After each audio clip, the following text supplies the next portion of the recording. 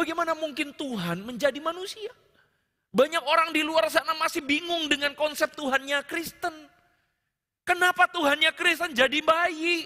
Bahkan dikatakan mohon maaf, diolok-olok sama mereka. Tuhan yang lemah bisa mati dan sebagainya. Saudara, mereka tidak paham itu. Mari kita ubah ceritanya. Bagaimana kalau Yesus tidak lahir di Bethlehem, di kota kecil itu? Dan Yesus tidak pernah mengatakan untuk memikul salib. Oh tidak. Karena dia memang lahir di istana raja, dalam segala kemewahan, dalam segala kegagahan. Dia cuma katakan, come, follow me, ikut aku. Mari jadikan aku pemimpin, saudara-saudara. Dan kemudian Yesus menjadi seorang pemimpin perang. Sekali lagi ini masih berandai-andai. Jika Yesus adalah raja yang sukses, dia akan membunuh semua musuh yang melawannya. Bahkan Yesus akan memperoleh banyak harta.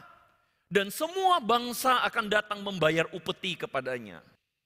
Dan dia pun bisa memperbudak bangsa lain. Dan karena dia adalah seorang raja yang berkuasa, yang beristri banyak. Dan kemudian dia dikenang sebagai raja yang sukses, yang kaya, yang banyak istri, banyak gundik saudara-saudara. Dia memerintah selama-lamanya. Saya mau tanya, apakah saudara mau jadi pengikut Tuhan yang seperti ini?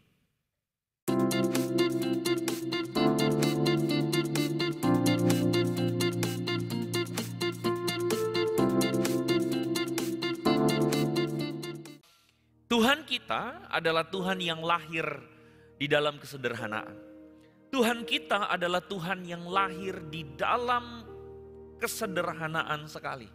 Sampai-sampai saudara-saudara, seorang raja lahir dan kemudian diletakkan di dalam palungan.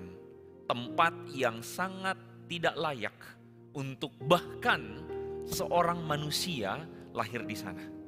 Tetapi raja, segala raja, raja alam semesta ini, Tuhan yang kita tinggikan itu, memilih untuk lahir dan diletakkan di palungan. Berita ini adalah berita tentang Tuhan yang lahir dalam kesederhanaan. Saudara, ketika saya mengatakan hal tersebut, saudara-saudara, atau saya mengatakan hal ini, berapa banyak dari saudara yang kemudian dalam hatinya merasa, yes, amin, saya setuju, benar. Tapi saya juga yakin ada sebagian di antara kita yang kemudian merasa biasa-biasa aja. Merasa biasa-biasa aja, seakan-akan kita mengatakan, well, itu saya sudah tahu. Saya sudah familiar dengan kata itu. Bahkan sejak kecil, sejak sekolah minggu, saya sudah pernah mendengar guru sekolah minggu saya atau pendeta saya mengatakan, ya, Tuhan kita lahir di tempat yang rendah, Tuhan kita lahir dengan sederhana, dan that's it. Jadi maksudnya hari ini Pak Andre mau ngomong apa tentang itu? Mungkin kalau kita boleh ngomong, saudara-saudara. Mungkin sebagian dari kita kemudian mulai menguap, saudara-saudara, karena ya itu pun saya sudah dengar, saya sudah tahu. Dan maaf kata, mungkin juga ada di antara kita yang sudah mulai bosan dengan berita ini. Kita mulai bosan dengan berita bahwa Tuhan itu lahir di dalam kesederhanaan. Ya sudahlah, memang setiap Natal juga begitu beritanya. Sama aja. Sama aja kok Pak Andre. Karena itu saudara-saudara, hari ini saya ingin mengajak kita. Maafkan kalau saya sudah mulai iseng saudara. Saya mulai usil. Tetapi sesungguhnya percayalah pada saya bahwa saya akan bertanggung jawab terhadap keisengan saya ini. Boleh nggak saudara-saudara, kita mulai merekonstruksi ulang siapa Yesus? Boleh nggak saudara-saudara, saya mengajak saudara merekonstruksi ulang tentang kisah Yesus ini. Boleh nggak saudara-saudara, saya mengajak saudara merekonstruksi kelahiran Yesus yang tadinya dalam kesederhanaan. Dan mungkin bagi sebagian orang terasa, apalagi saudara sudah berpuluh-puluh tahun menjadi Kristen, saudara merasa bosan dengan kisah kesederhanaan itu. Kita rekonstruksi ulang, bisa saudara-saudara? Boleh? Pak, maksudnya apa rekonstruksi ulang? Kita berandai-andai. Mari kita berandai-andai. Kalau misalnya Yesus, kisahnya kita ubah sedikit. Bukan lagi Yesus yang lahir di palungan, atau lahir dan diletakkan di palungan. Tetapi Yesus yang kita katakan sebagai Tuhan itu adalah Yesus yang berbeda. Mari kita ubah ceritanya. Bagaimana kalau Yesus tidak lahir di Bethlehem, di kota kecil itu? Kita tarik keluar, kita taruh di Yerusalem, pusat dari pemerintahan Yudea, tempat di mana Raja Herodes memerintah, Di istana yang megah tersebut, Yesus lahir di sana sebagai putra raja. Boleh? Kita andai-andai saja saudara-saudara ya. Dan Yesus tidak pernah mengatakan untuk memikul salib. Oh tidak. Karena dia memang lahir di istana raja, dalam segala kemewahan, dalam segala kegagahan, dia cuma katakan, "Come, follow me, ikut aku. Mari jadikan aku pemimpin," saudara-saudara. Dan kemudian Yesus menjadi seorang pemimpin perang. Seorang yang kemudian memimpin gerakan karena dia adalah tadinya penerus tahta Herodes, saudara-saudara. Kemudian dia memimpin perang, lalu kemudian dia memberontak terhadap Romawi. Tolong di next. Dia memimpin perang terhadap Romawi, saudara-saudara. Dan kemudian Yesus dengan mudahnya memanggil kawanan saudara-saudara, malaikat-malaikat di sorga turun berperang dengan dia. Dan kemudian dia merebut seluruh kekuasaan Romawi. Dan akhirnya Israel menjadi Israel yang merdeka, saudara-saudara. Melebihi apa yang terjadi pada Daud. Kalau saudara baca tulisan atau catatan bagaimana Daud itu menjadi raja, tidak pernah dia kalah perang. Yesus lebih dari itu, dia punya potensi untuk membuat malaikat berperang bagi dia. Semua orang takluk di dalam atau di bawah kakinya. Next. Singkat cerita saudara-saudara, yang saya ingin coba rekonstruksi adalah Yesus sang Raja Israel. Tetapi dalam pemikiran bukan seperti raja yang tadi lemah itu saudara-saudara. Tetapi raja yang begitu perkasa, begitu kuat, mengalahkan semua musuhnya. Kalau Yesus adalah raja yang sukses, sekali lagi ini masih berandai-andai. Jika Yesus adalah raja yang sukses, dia akan membunuh semua musuh yang melawannya. Ahli Taurat, orang Farisi, dia bunuh semua saudara-saudara. Siapa lagi yang mencoba untuk mengganggu dia? Dia sikat semuanya, mati semuanya saudara-saudara. Begitu mudah buat Yesus, bukan? Bahkan Yesus akan memperoleh banyak harta. Dan semua bangsa akan datang membayar upeti kepadanya. Semua bangsa sekeliling akan tunduk saudara. Bahkan Romawi pun bisa direbut olehnya. Dan dia pun bisa memperbudak bangsa lain. Dan karena dia adalah seorang raja yang berkuasa, dia adalah Tuhan yang beristri banyak. Dan kemudian dia dikenang sebagai raja yang sukses, yang kaya, yang banyak istri, banyak gundik saudara-saudara. Dia memerintah selama-lamanya. Saya mau tanya, apakah saudara mau jadi pengikut Tuhan yang seperti ini? Halo? Saudara, saya mau maaf ya, saudara kaget dengan rekonstruksi saya? Halo? Saudara kaget? Apakah saudara mau menjadi pengikut dari Tuhan seperti ini? Yang sukses ini? Yang bagi dunia ini adalah Tuhan yang sukses? Mengalahkan musuh, menundukkan semua lawan, mengambil harta orang, lalu kemudian mengambil istri, mengambil gundik yang banyak. Apakah saudara mau ikut Tuhan seperti ini? Yang sukses ini? Bukankah ini sukses menurut dunia? Betul? Betul nggak saudara-saudara? Bukankah sukses itu seperti itu? Bukankah Tuhan kita ditolak karena dia tidak melawan? Bukankah Tuhan kita ditolak karena dia memilih untuk tidak membalas kejahatan? Bagi dunia, yang seperti ini sukses. Saudara, kalau saudara ingin sukses seperti Tuhan yang demikian, maka tenang saudara, saudara nggak akan kalah keren sama orang lain. Betul nggak? Karena Tuhan kita sukses, karena Tuhan kita kaya, karena Tuhan kita adalah Tuhan yang mentereng, maka saudara pun bisa mentereng, betul nggak? Saudara bisa gabung dengan klub eksklusif, hanya orang-orang kaya di sana. Kenapa? Karena Tuhan kita juga begitu. Dan kalau Tuhan kita adalah Tuhan yang begitu saudara, maka kita akan bisa tampil bling-bling saudara-saudara. Oh, malu kalau kita pakai tas brand yang tidak bermerek. Betul nggak? Wah, lihat mereknya apa? Wah, KW. Nggak cocok saudara-saudara. Kalau kita punya Tuhan yang demikian, maka kita punya Tuhan, maka kita pun harus bisa tampil dengan tas branded saudara-saudara. Dengan baju yang branded, mobil yang mewah. Kalau kita punya Tuhan seperti itu, maka semua orang akan hormat sama kita. Karena kita pengikutnya. Tapi menurut saudara semua orang hormat sama kita karena apa? Kenapa saudara-saudara? Halo? Karena kita punya kekayaan. Karena kita punya kekuasaan dan orang hormat pada kita. Karena kita lebih high. Semua orang akan mendekat kepada kita. Betul nggak? Katanya kan orang bilang bahwa kalau misalnya kalau ada duit semua orang dekat. Kalau nggak ada duit semua orang menjauh. Bukankah dunia mengatakan begitu? Jadi saudara, kalau saudara mengikut Tuhan yang demikian, maka ini berlaku. Semua orang mendekat kepada saudara. Tetapi semua orang mendekat karena apa? Saudara bisa jawab sendiri. Semua orang gak bakal berani macam-macam. Karena apa saudara-saudara?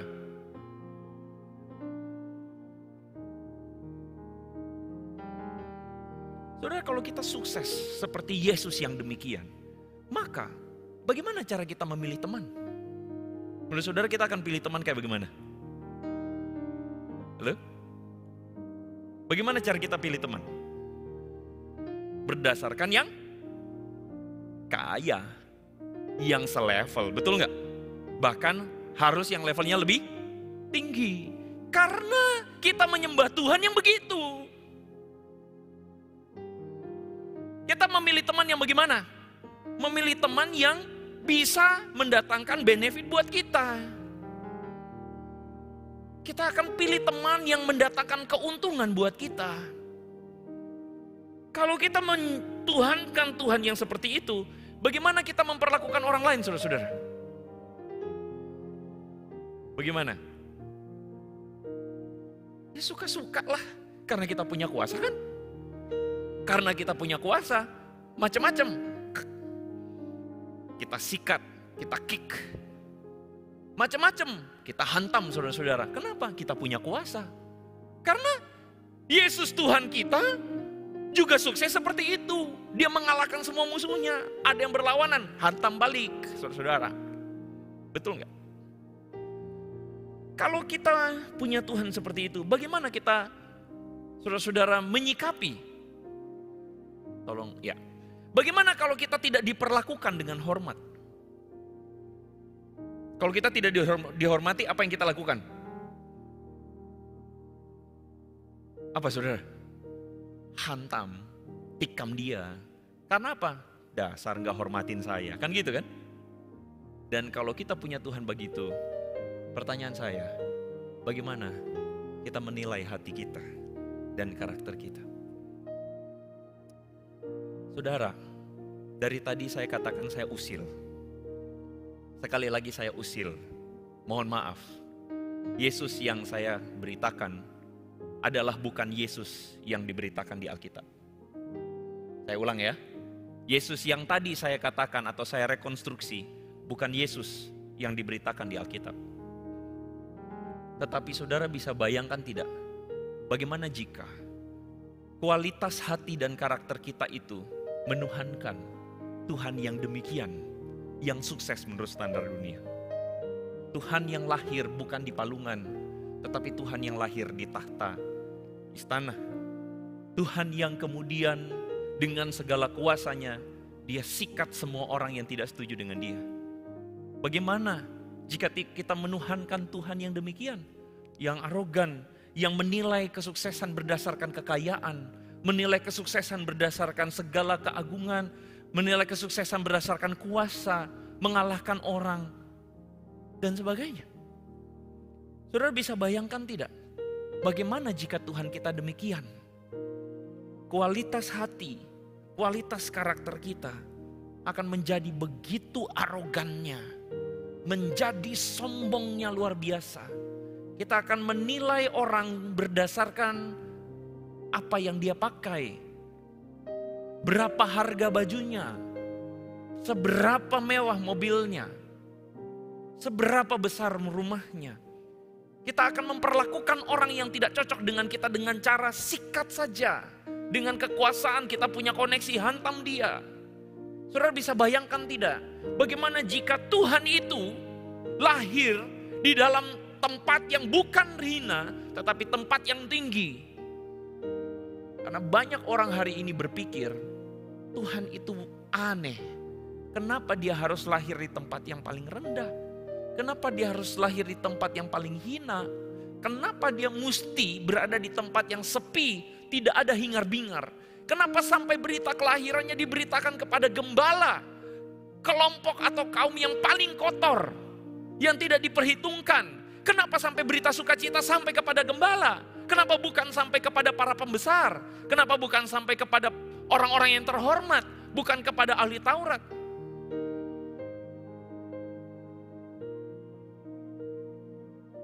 Karena Tuhan secara konsisten mengatakan kepada kita, hari ini banyak orang ingin menjadi pengikut Yesus, tetapi sesungguhnya menurut saya mereka tidak kenal Yesus yang mereka ikut. Yesus dengan clear mengatakan, jika engkau ingin menjadi pengikutku, rendahkan dirimu.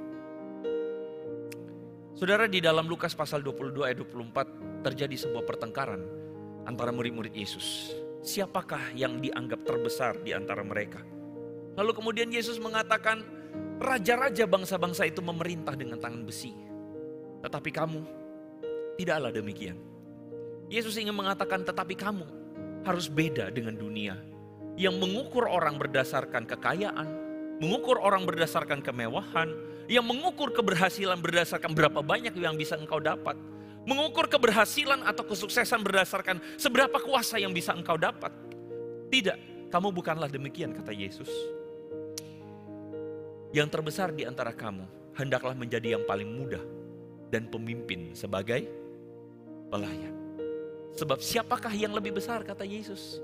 Yang duduk makan atau yang melayani? Tetapi aku, kata Yesus, ada di tengah-tengah kamu sebagai pelayan. Saudara, ketika mempersiapkan firman Tuhan ini, saya memikirkan, menggumulkan, merenungkan, kenapa Tuhan harus memilih kota kecil Bethlehem? Bahkan bukan kota itu, saudara, desa kecil yang tidak signifikan, tidak diperhitungkan, yang jauh dari hingar-bingar. Yang seharusnya saudara-saudara, sewaktu kecil saya pernah berpikir, kenapa Tuhan tidak membuat tulisan besar di langit, aku ini Yesus Tuhan. Semua orang percaya kepadanya, bukan? Begitu dengan mudahnya kita menginjili orang. Kalau Yesus membuat mujizat di langit, aku ini Yesus, aku ini Tuhan, beres, bukan? Tapi kenapa Yesus memilih cara-cara yang sungguh amat tidak terpikirkan? Merendahkan dirinya menjadi seorang bayi kecil yang bagi kita tidak berdaya. Bagaimana mungkin Tuhan menjadi manusia? Banyak orang di luar sana masih bingung dengan konsep Tuhannya Kristen. Kenapa Tuhannya Kristen jadi bayi? Bahkan dikatakan mohon maaf, diolok-olok sama mereka. Tuhan yang lemah bisa mati dan sebagainya. Saudara, mereka tidak paham itu. Tetapi sesungguhnya Yesus menunjukkan kepada kita secara konsisten bagaimana Dia itu benar-benar Tuhan yang betul-betul merendahkan dirinya dan menunjukkan kepada kita, kalau engkau mau mengikut aku, engkau harus merendahkan dirimu. Engkau mau mengikut aku, maka engkau harus betul-betul merendahkan dirimu. Secara konsisten dari lahirnya di kota kecil Bethlehem, Yesus menunjukkan konsistensi itu bahkan ketika Dia masuk Yerusalem. Di Minggu Palma, saudara-saudara, kalau kita merayakan Yesus yang masuk ke kota Yerusalem, saudara jangan lupa, waktu itu orang-orang menyambut Dia dengan daun palma. Dan kemudian orang-orang mengatakan, terpujilah Dia yang datang di dalam nama Tuhan, Anak Daud. Mereka menyambut Dia sebagai seorang Mesias. Yang di dalam bayangan mereka, Mesias ini akan berperang untuk kita. Tapi kalau saudara perhatikan, Yesus masuk ke kota Yerusalem dengan mengendarai seekor keledai. Saudara, di mana-mana raja itu masuk dalam sebuah kota, itu tidak mengendarai keledai. Di mana-mana seorang raja, kaisar, panglima perang, orang yang gagah perkasa masuk kota harus pakai kuda, saudara-saudara. Karena kuda itu adalah lambang kekuatan, lambang kebangsawanan. Keledai itu adalah lambang masyarakat kecil, masyarakat yang tidak diperhitungkan. Saudara, dalam budaya zaman dulu ada yang namanya kursus honorum. Itu adalah peristiwa pengarakan ketika seorang raja berhasil berperang atau seorang raja masuk sebuah kota, semua orang buka jalan saudara-saudara. Dengan daun palem mereka menyambut raja tersebut dan dia datang dengan kegagahan dengan mengenakan atau mengendarai kuda. Semua orang memuji dia. Makanya namanya kursus honorum. Jalan menuju apa? Menuju apa ya? Menuju naik gitu loh saudara-saudara. Jalan kemuliaan. Tapi yang Yesus lakukan bukan kursus honorum, tetapi yang Yesus lakukan adalah kursus pudorum. Jalan kehinaan. Jalan menuju kehinaan, saudara-saudara. Konsisten Yesus melakukannya. Konsisten sekali Yesus melakukannya. Spiritual Yesus itu bergerak menuju ke bawah. Sedangkan zaman kita adalah zaman yang selalu menuju ke atas. Iya enggak, saudara-saudara? Zaman kita adalah zaman yang selalu menuntut kita untuk menjadi yang paling tinggi. Dihormati orang. Kita senang kalau anak kita semua orang tunduk. Tetapi kadang-kadang saudara, dunia membuat kita bias. Karena kita berpikir orang tunduk pada kita karena apa? Karena kita punya uang. Orang tunduk pada kita karena apa? Karena kita itu punya kuasa, bukan karena keteladanan. Orang ingin dihormati, tersinggung kalau tidak dihormati, merasa bahwa kamu tidak tahu siapa saya. Kenapa Yesus merendahkan dirinya, saudara-saudara? Saya percaya kisah kota kecil yang namanya Bethlehem itu adalah kisah yang sama yang sebenarnya ingin diulang juga oleh Yesus ketika dia masuk kota Yerusalem dengan keledai. Dan ini menjadi sebuah spiritualitasnya orang Kristen. Yesus yang datang ke dunia untuk semua orang, bukan hanya orang yang di istana, tetapi Yesus yang datang kepada orang yang tertolak di padang. Yesus datang kepada orang-orang yang tersisih, kepada orang-orang yang tidak bisa berkompetisi di dunia. Yesus datang menyatakan kasih-Nya. Dan itulah yang membuktikan bahwa Dia itu Tuhan, bukan Tuhan yang menuruti keinginan manusia. Spiritualitas inilah yang dikopi, ditiru, diikuti saudara-saudara oleh para murid, diikuti oleh orang-orang Kristen abad mula-mula saudara-saudara. Seorang Yunani bernama Athenagoras dari Athena. Dia menuliskan sebuah surat kepada Diognetus. Surat yang dituliskannya di abad kedua. Dia menuliskan surat dan dia mengatakan begini. Dia adalah orang Yunani, dia bukan orang Kristen. Dia tidak pernah mengenal Yesus. Tetapi kemudian dia menuliskan begini. Komunitas Kristen itu unik, bahkan mengherankan, kata Athenagoras. Karena mereka menunjukkan kasih kepada semua orang tanpa memandang statusnya. Mereka menunjukkan kasih kepada yang menganiaya mereka bahkan. Di tengah-tengah dunia yang membalas kejahatan dengan kejahatan. Orang Kristen itu miskin, tapi mereka saling membagi. Mereka membalas kutuk dengan doa. Mereka membalas aniaya itu dengan kesopanan. Athenagoras dari Athena di kemudian hari bertobat, menyerahkan dirinya kepada Yesus yang tidak pernah dia lihat, tetapi dia lihat dari orang-orang Kristen yang mengikuti keteladanan Yesus itu. Saya rindu spiritualitas yang sama kita miliki hari ini. Saya rindu Tuhan yang sama, Yesus yang lahir di tempat yang rendah itu.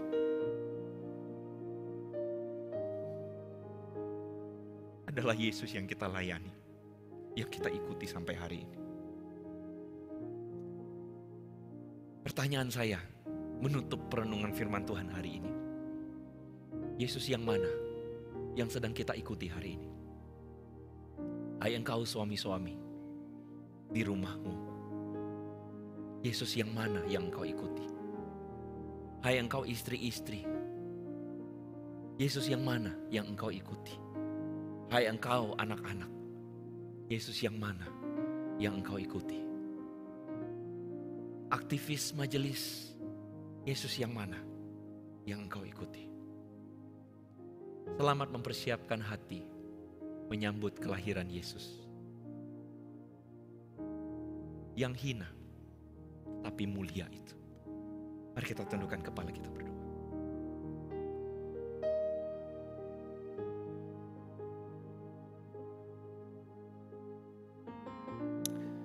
Di tengah dunia yang gelap, yang tidak bisa membedakan mana yang benar, mana yang salah, Engkau lahir dengan segala kerendahan, membuktikan kepada kami bahwa inilah kebenaran, inilah kasih, inilah spiritualitas yang sesungguhnya. Inilah Yesus Kristus yang mulia, yang tidak tertandingi, yang tidak dapat dibandingkan dengan yang lain. Kepadamu Yesus, Tuhan kami kagum, kami hormat, dan kami menundukkan hati kami, menundukkan diri kami di hadapan-Mu. Kami rindu Tuhan, agar kami pun menjadi seperti Engkau. Ampuni segala dosa kesalahan kami. Kalau selama ini Tuhan kami bukan semakin menghamba, tapi kami semakin meninggi. Ampuni kami Tuhan, kalau kami tidak mengikuti Engkau. Tapi biarlah melalui momen ini Tuhan, kami mempersiapkan hati kami untuk mengikut Engkau, Sang Raja, Mesias, Tuhan semesta alam. Terpujilah nama-Mu. Dalam nama Yesus kami berdoa.